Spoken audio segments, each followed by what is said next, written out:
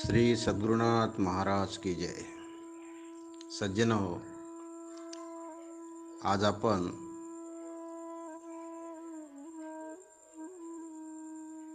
बीजक नावाच्या सद्गुरू कबीर साहेबांनी लिहिलेल्या ग्रंथामधील 127 नंबरची साखी जी आहे त्या साखीचा अर्थ आपण पाहू।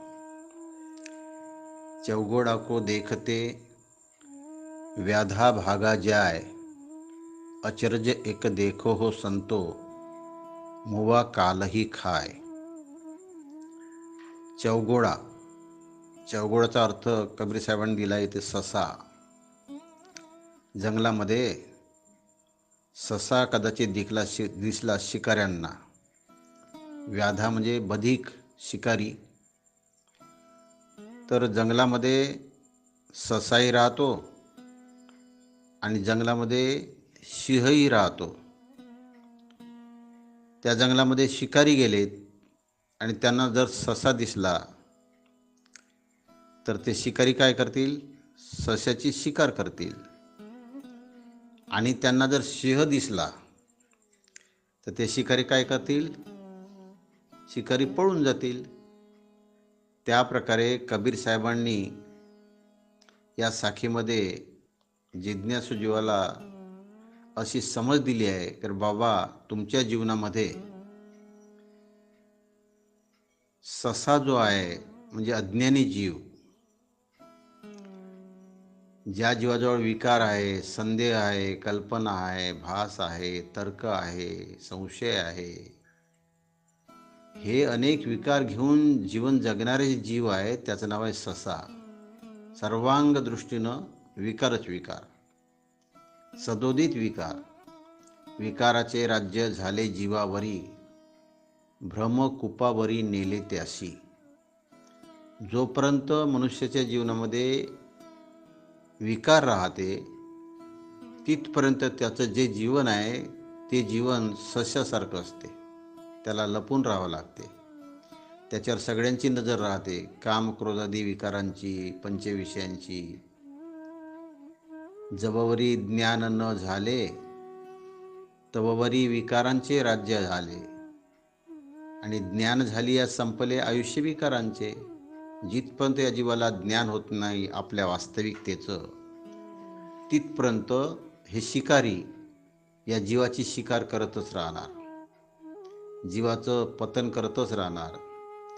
जीवाला संदेहग्रस्त, चिंताग्रस्त कसा होईल याकडे एकसारखे ते विकार लक्ष वेधतच राहील। मनुष्याजवळ जेव्हा नाना प्रकारचे विकार उठतात,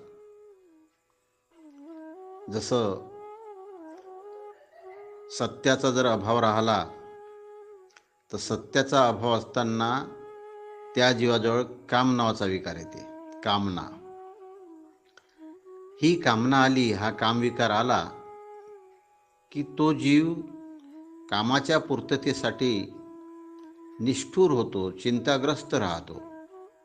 सदोदित चिंता, हे कसं होईल, ते कसं होईल, हे प्राप्त होईल की नाही, ते प्राप्त होईल की नाही, सदोदित चिंताग्रस्त राहील। विचारांचा अभाव राहिला तर क्रोध नावाचा विकार उठल, आणि क्रोध नावाचा विकार आला विचारांच्या अभावामुळे की त्याचं जीवन अशांत राहील, शांत कधीच राहणार नाही। शील तत्वाचा अभाव राहिला तर लोभ नावाचा विकार उठेल। लोभ नावाचा विकार उठला की त्याचं जीवन अस्थिर राहील, स्थिर राहणार नाही। दया तत्वांचा अभाव राहिला तर मोह नावाचा विकार उठेल। मोह नावाचा विकार उठला की तो प्रत्येक गोष्टीमध्ये आसक्त राहील। मोहाच्या पूर्ततेसाठी आसक्तीने जीवन जगावं लागते। आणि धैर्य नावाचं, धीरज नावाचा समजा अभाव राहिला तर भय नावाचा विकार येईल, त्याचं जीवन अधीर होऊन जाईल, भयग्रस्त होऊन जाईल। ही जी जीवनामध्ये चिंताग्रस्त, अशांत, अस्थिरता, आसक्तता आणि अधीरता जी प्राप्त होते, त्यामुळे होते काय की कामना आली तर चिंताग्रस्त ज्यावेळेस जीव राहतो त्यावेळेस भक्तीचा नाश होतो. भक्तीचं अस्तित्वच राहत नाही चिंताग्रस्त माणसाजवळ. आणि क्रोध आला तर क्रोधामुळे अशांतता राहते ज्या जीवाजवळ. जो जीव अशांत राहतो तिथं ज्ञान नष्ट होते, ज्ञान स्थिरावत नाही. लोभ आला तिथं अस्थिरता राहते. अस्थिरता आली की वैराग्याचा नाश होतो, वैराग्य टिकत नाही. मोह आला की तिथं आसक्ती जीवन बनते. मग आसक्ती जीवनात असली की त्याला बोध दृढ होत नाही, बोध कळत नाही, बोध स्थिरावत नाही. आणि भय आलं की अधीरता तयार होते. अधीरता तयार झाली की माणसाचं जीवन चंचल होते, कधीच स्थिर होत नाही. अशा प्रकारे हे सहाही विकार, षडवैरी, षडविकार, हे षडविकार सदोदित या जीवाची शिकार करत आहे. तर याच्यावर इलाज कबीर साहेब सांगत आहे की चौगोडा को देखते व्याधा भागा जाय. जेव्हा माणसाच्या जीवनामध्ये चौगुणा म्हणजे सर्वांग दृष्टीचं ज्ञान, विवेक, वैराग्य, गुरुभक्ती आणि गुरुबोध, या सर्वांग दृष्टीचं ज्ञान जीवाला झालं, अंतःकरणामध्ये दृढ झालं की मग व्याधा भागा जाय. सिंह दिसला की शिकारी पळून जातात, ससा दिसला की शिकारी शिकार करण्यासाठी मुक्काम करतात. अज्ञान जोपर्यंत जीवाजवळ आहे तिथपर्यंत विकाराचं राज्य जीवावर राहील, जीवाचं राज्य राहणार नाही शरीरावर. मग भ्रमकुपावरी नेले त्याशी. जेव्हा विकाराचं राज्य जीवावर होईल तेव्हा याच्या मनामध्ये भ्रम, संदेह, कल्पना, संशय, तर्क, कुतर्क अशा अनुचित गोष्टी, अनुचित विचार त्याच्या जीवनामध्ये तयार होईल आणि अनुचित विचारांनी या जीवाचं पतन होईल. म्हणून कबीर साहेब म्हणतात की चौगोडा को देखते. चौगोडा म्हणजे सर्वांग दृष्टीचं ज्ञान. सर्वांग दृष्टीचं ज्ञान म्हणजे कसं? जड आणि चेतनांच्या भेदाचं रहस्य जाणणारं ज्ञान. जीवन जगत असताना जड शरीर आहे, चेतन जीव आहे. जड शरीराचे जड गुणधर्म आहे, चेतन जीवाचे चेतन गुणधर्म आहे. तर जीवन जगत असताना, निर्वाह करत असताना जड शरीराचा संबंध या जीवाशी आहे. जीवाचा संबंध जड शरीराशी असल्यामुळे जडाच्या संबंधित जे वस्तू प्राणी पदार्थ आहे त्या वस्तू प्राणी पदार्थांचे जडबुद्धीचं जे वर्तन आहे, जडबुद्धीचे जे गुणधर्म आहे आणि चेतन जीवाचे चेतन बुद्धीचे जे गुणधर्म आहे, या दोन गुणधर्मांच्या भेदाचं, याच्यामध्ये भेद काय आहे? जड गुणधर्मामध्ये आणि चेतन गुणधर्मामध्ये, जड बुद्धीमध्ये आणि चेतन बुद्धीमध्ये कोणता भेद आहे, कोणता फरक आहे? या भेदाचं रहस्य जाणणं याचं नाव आहे सर्वांग दृष्टीचं ज्ञान. चौगोडा को देखते व्याधा भागा जाय म्हणजे जंगलामध्ये सशाला पाहून शिकारी पळतात असा अर्थ दिला आहे. परंतु कबीर साहेबांना सांगायचं आहे की ससा म्हणजे सर्वांग दृष्टीचं ज्ञान जर अंतःकरणामध्ये पोहोचलं तर काम, क्रोधादी विकार हे भागतात, म्हणजे पळून जातात, कधीच राहत नाही. कारण अंधाऱ्या कोठडीतला अंधार जर काढायचा असेल तिथे तर काय करावं लागेल? दिवा न्यावा लागेल, उजेड न्यावा लागेल. उजेड न नेता अन्य कोणते समजा उपाय शोधले तर अन्य उपायांनी अंधाऱ्या कोठडीतला अंधार कधीच जाणार नाही.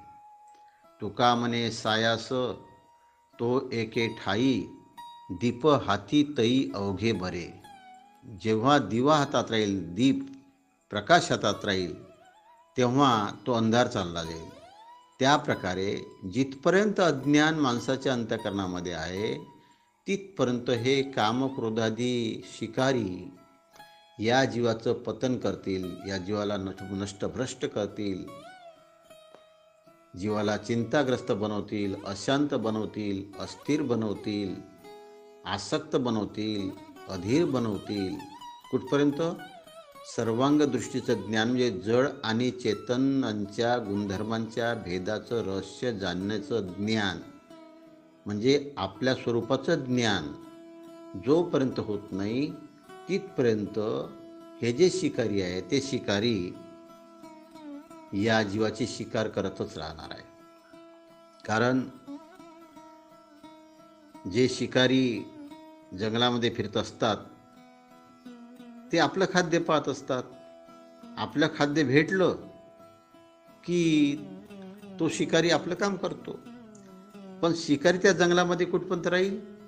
तुकाराम म्हटलंय, जवरी तववरी रे तववरी जंबू ककरी गर्जना, जवरी त्या पंचांना भेट नाही. जंगलामध्ये जंबूक म्हणजे कोलं गर्जना करत राहते, सारखं ओरडत राहते. कुठपर्यंत? त्या जंगलामध्ये पंचानन म्हणजे सिंहाची जोपर्यंत भेट होत नाही तिथपर्यंत जंबुकासारखे प्राणी गर्जना करत राहते, ओरडत राहते. सिंह दिसला रे दिसला की सगळे प्राणी पळून जाते, चूप. त्या प्रकारे अंतःकरणामध्ये ज्ञानाचा उदय झाला. ज्ञान उदय के होतई संचित कर्म नशाय, क्रियमान होवे नाही प्रारब्ध भोगताय. अंतःकरणामध्ये ज्ञानाचा उदय झाला की साचलेले कर्मसंस्कार जे आहे जड तत्वांच्या गुणधर्मांचे ते नष्ट होत असतात. जेव्हा जडतत्वाच्या गुणधर्माचे संस्कार ज्ञानांच्या उदयाने नष्ट झाले की मग क्रियमान होवे नाही म्हणजे मानंदीचं, मनाची मानंदी पुरवण्याचं कर्म होत नाही. आणि प्रारब्ध भोग हा जीव याला वास्तविकतेचं ज्ञान झाल्यामुळं प्रारब्ध भोग भोगून सारतात. अशा प्रकारे कबीर साहेब म्हणतात की चौगोडा को देखते व्याधा भागा जाय. जीवाचं पतन करणारे जे व्याधी आहे, शिकारी आहे, बधिक आहे, काम क्रोधादी विकार आहेत ते आपल्या अंतःकरणातून केव्हा पळून जाईल, केव्हा नष्ट होईल? तर तुमच्या नाना प्रकारच्या बाह्य साधनांनी हे विकार काही नष्ट होत नाही. या विकाराला नष्ट करण्यासाठी चौगोडा को देखते म्हणजे सर्वांग दृष्टीचं ज्ञान म्हणजे जड आणि चेतनांच्या भेदाचं रहस्य जाणणारं जे स्वरूपाचं ज्ञान आहे ते ज्ञान अंतःकरणामध्ये जोपर्यंत दृढ होत नाही तिथपर्यंत हे शिकारी जीवाची शिकारच करत राहणार आहे. आणि हे ज्ञान अंतःकरणामध्ये दृढ झालं की मग शिकारी पळून जाणार आहे. मग काम पळून गेला की तिथं शम तयार होते, मन शांत होते. कामनेमुळं मन अशांत राहते, चिंताग्रस्त राहते. क्रोध पळून गेला की तिथं दम नावाचा गुण येते. दम म्हणजे दमन करणं. अशांत झालेल्या मनाला दम निग्रह करते, शांत, थांब थांब थांब थांब. लोभ नावाचा विकार पळून गेला की तिथं तितिक्षा येते, सहनशीलता येते, सहिष्णुता नाही, प्रतिकूल परिस्थितीला तोंड द्यायचं धाडस नाही, म्हणून हा लोभाच्या मागं सतत धावत असतो. लोभ पळून गेला की सहिष्णुता वाढते. मोह पळून गेला की उपरती तयार होते. मोहामुळे उपरती तयार होत नाही. मोहामध्ये आसक्त राहते जीव, याला भान राहत नाही, बेभान राहते, म्हणून उपरती होत नाही. आणि मद पळून गेला की मग श्रद्धा तयार होते. अभिमान आहे तिथपर्यंत श्रद्धा नाही राहत. अतिपरिचयात अवज्ञा. आपल्या कुटुंबातले समाजातले जे जीव आहेत त्यातला एखादा समजा ज्ञानी समजदार मनुष्य राहिला तर त्याला आपला मद राहते, हा माझा पोरगा आहे, हा माझा शेजारी आहे, आमच्याच कुळातला आहे. तिथं श्रद्धा नाही राहत. मद निघून गेला, नम्रता आली का श्रद्धा राहते. आणि मत्सर आहे तिथपर्यंत समाधान नाही राहणार. मत्सर निघून गेलं का समाधान राहते. अशा प्रकारे अंतःकरणामध्ये सर्वांग दृष्टीचं ज्ञान म्हणजे जडचेतनांच्या भेदाचं रहस्य जाणून घेणारं स्वरूप ज्ञान अंतःकरणामध्ये दृढ झालं की हे जे त्रस्त करणारे, जीवाला फसवणारे, भ्रमात टाकणारे, वास्तविकतेपासून दूर नेणारे जे विकार आहेत ते विकार पळून जातात. असं कबीर साहेबांना साखीच्या पहिल्या अर्धसाखीमध्ये सांगायचं आहे. खाली म्हटलाय, अचर्ज एक देखो हो संतो, मुवा कालही खाय. मग एक नवलाची गोष्ट घडते. एक अचंबा देखी या सर्पई खाये मोर, डेरी भुके कुत्तिया भीतर पैठा चोर. कबीर साहेब म्हणतात, मग अंतकरामध्ये ज्ञान झाल्यानंतर एक नवलच वाटते की एक अचंबा देखिया सर्पही खाया मोर. आता वास्तविकता मोराचं खाद्य सर्प आहे, पण कबीर साहेब म्हणतात की एक नवल झालं, ज्ञान माणसाच्या अंतःकरणामध्ये दृढ झालं की सर्पाला मोर नाही खात, सर्पही खाया मोर. मग साप मोराला खातो, नाचणाऱ्या व्यवहाराला साप खातो. डेरी भुके कुत्तिया, डेरी म्हणजे दरवाजा, दरवाजात कुत्रा भुकत आहे. भीतर पैठा चोर, भीतर पैठा चोर म्हणजे आतमध्ये चोर आहे. दरवाज्यात म्हणजे मुखामध्ये हरिनाम आहे, स्तोत्र आहे, प्रार्थना आहे, गजर आहे, परंतु आतमध्ये काम क्रोधादी विकार चोरी करत आहे.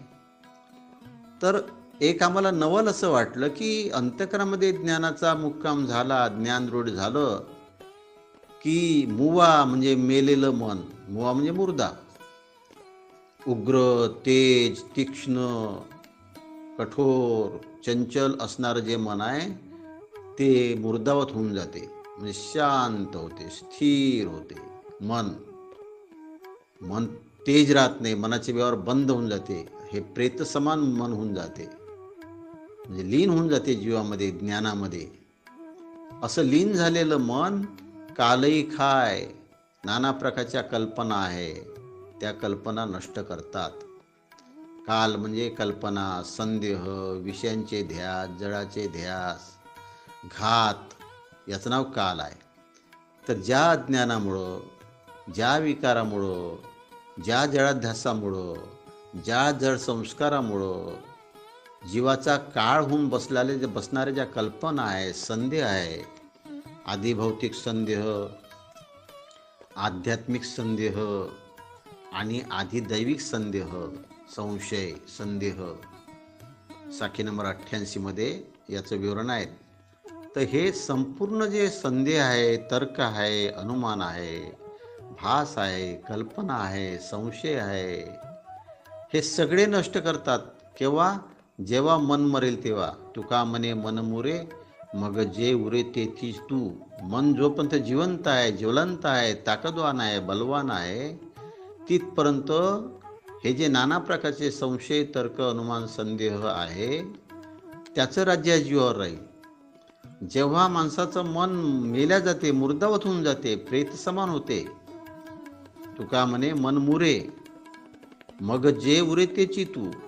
मन शांत झालं की साऱ्या प्रकारच्या कल्पना, संदेह, विकार, पंचविषयाची आसक्ती, प्राणी पदार्थाचा मोह, षड्विकाराचं थैमान जे आपल्या जीवनात राहते ते पूर्ण नष्ट झाल्याशिवाय राहत नाही. हे आम्हाला नवल वाटते. केव्हा? चौगुणा रूप म्हणजे सर्वांग दृष्टीचं ज्ञान प्राप्त झालं तर ह्या गोष्टी होत नाही. नाहीतर ज्ञानेन हिना पशुभी समाना. अनादिकाळापासून जीव सस्याचं रूप घेऊन आहे आणि कामक्रोधादी विकार शिकारांचं रूप घेऊन आहे आणि आपल्या अंतर्मध्ये सदोदित ते शिकारी या ससारूपी जीवाची शिकार करत आहे. आणि त्याच्यामुळं अशांत, चिंताग्रस्त, अस्थिर, आसक्त, अधीर जीवन जगून हा अनादिकाळापासून अनेक देहामध्ये या देहातून त्या देहात, त्या देहातून त्या देहात भ्रमाने भटकत आहे. आणि भटकणारा जीव मग निजस्वरूपी जीव जागा न राहती, भ्रमविवश होती न कळता. जोपर्यंत हा जीव स्वतःच्या स्वरूपावर जागा राहत नाही तोपर्यंत हा भ्रमाला विवश होतो आणि भ्रमविवश होऊन नाना प्रकारच्या दुःखामध्ये हा वाहत जातो. म्हणून तुकारामाने लिहिलं आहे एका ठिकाणी की ज्ञानाची उत्पत्ती, अज्ञानाचा नाश, होय समरस वृत्ती तेव्हा. जिथपर्यंत ज्ञानाची उत्पत्ती आपल्या अंतःकरणामध्ये होत नाही तिथपर्यंत अज्ञानाचा नाश होत नाही. आणि अज्ञानाचा जर नाश झाला नाही तर तिथं अज्ञानामुळेच विकार माजती आणि अज्ञानेच लाभते कुसंगती. अज्ञानेच दुरावते प्राप्ती सत्य स्वरूप देवाची. अज्ञान असले तर ते विकारांचं थैमान राहतात, अज्ञान असलेच तर तिथं कुसंगतीचा प्रभाव राहतो. आणि अज्ञान असलेच तर सत्यस्वरूप देवाची प्राप्ती होत नाही. या 3 गोष्टी केवळ अज्ञानामुळे असतात. म्हणून जोपर्यंत माणसाचं मन अज्ञानाने भारावलेलं आहे तिथपर्यंत त्याला पंच अभिमान राहते. मरणोप्राय अवस्था नाही राहत, मृतक अवस्था नाही राहत. असत्याचा अभिमान तेने पाविजे पतन, म्हणून या ज्ञातेजन सत्य शोधताती. जोपर्यंत असत्य अज्ञान मनाजवळ आहे, जीवाजवळ आहे, तिथपर्यंत या जीवाचं जे मन आहे ते अज्ञानाच्या, असत्याच्या, अविद्येच्या आहारी गेल्यामुळं याला पंच अभिमान तयार होतो आणि त्या पंच अभिमानांनी या जीवाचं पतन होते. जर या जीवाचं पतन व्हावं असं वाटत नसेल तर जळ आणि चेतन तत्वांच्या गुणधर्मांच्या भेदाचं रहस्य जाणून घेणार जे निजस्वरूपाचं ज्ञान आहे साधू संतांनी दिलेलं, ते ज्ञान आपल्या अंतःकरणामध्ये दृढ करत असाल तरच आपल्या शरीरातले पंचविषयादी आसक्ती, काम, क्रोधादी विकार आणि प्राणी पदार्थाचा मोह पळून गेल्याशिवाय राहणार नाही. ज्यावेळेस काम, क्रोधादी विकार, पंचविषय आणि प्राणी पदार्थाचा मोह आपल्या अंतःकरणातून पळून जाईल तेव्हा एक नवल आपल्याला पाहायला मिळेल की उग्र असणारं मन, चंचल असणारं मन, थगहार असणारं मन मुर्दावत होऊन जाईल. मृतक अवस्था त्या मनाची प्राप्त होईल. जेव्हा माणसाचं मन मुरून जाईल, मृतक दशेमध्ये माणसाचं मन राहील, त्या मनाचे व्यवहार बंद होईल आणि तिथे मग विवेकाचे व्यवहार सुरू होईल. रजतम सत्व गुणांचा प्रभाव कमी पडून विवेक, वैराग्य, गुरुभक्तीचा प्रभाव तयार होईल आणि विवेकांनी प्रत्येक व्यवहार हा जीव करेल.